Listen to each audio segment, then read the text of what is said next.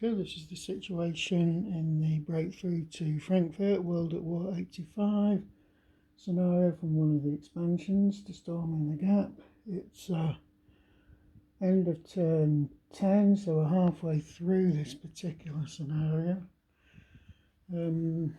Situation isn't looking pretty good for NATO forces, and the German units, there's still a few territorials holding around here. They're just trying to cause as much disruption in terms of blocking routes, quick routes to the front.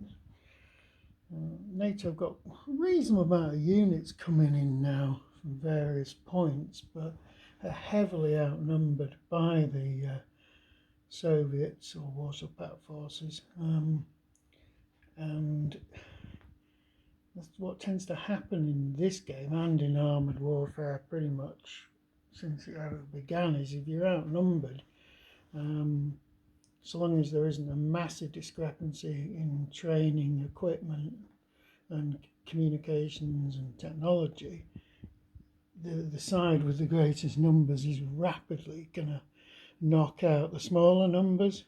It's just going to simply overwhelm you. So Warsaw Pact forces are clashing on the edge of the NATO defensive perimeter now. NATO have dropped some artillery deployed mines to try and slow up the Soviet spearhead here.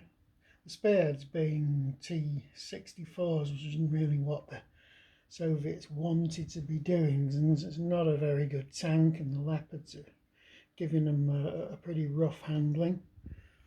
There's a Leopard 1s, even though there are some Leopard 2s floating around on this system.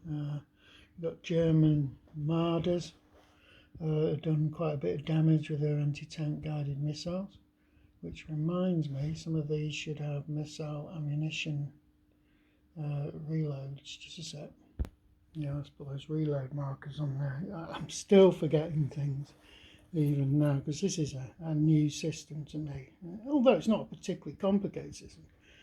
It's got a big rule book, but it's a very large type with lots and lots of examples and things like that, so it isn't a particularly complicated game mechanically. It's just that, as I say, I'm new to it, so I go for a few turns, and say 3 turns, a few activations, and I'll forget something, and then say, oh no, I remember that now. But all in all, I always say that sort of thing is just fog of war. Basically, it evens itself out, forget things on for both sides. Now, there is a solo module for this, which I haven't considered using, mainly because of the size of the scenario. If I was fighting a much smaller one, we'll have a quick look at this solo system, which is supposedly very good. The solo one, I think, comes with Storming the Gap. I don't think it's part of the expansion. Anyway, it's neither here nor there. We have got American units starting to arrive from the east there, southeast, and some American artillery there. West Germans have used up all their artillery support, well, except for one mine laying mission that they've got available. So all in all, with 10 turns to go and the sheer numbers of Soviet tanks, I think it's not looking very good for the Allies. The Russians I think they only have to take one of these 2 hexes, the 2 blue hexes, and control all the area around it. I think that's well achievable. It's obviously harder to get to this one, but that one you're likely to run into the Americans as you're doing it.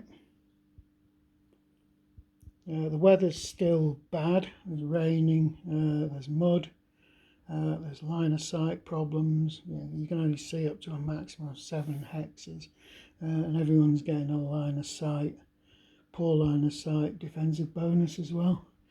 So that is also keeping the Allies' air unit out of the game, which is a massive disadvantage, not being able to use these A-10s, Alpha jets and Apache helicopters. I say that's probably enough to cost us the game as NATO. But anyway, we'll see how things go.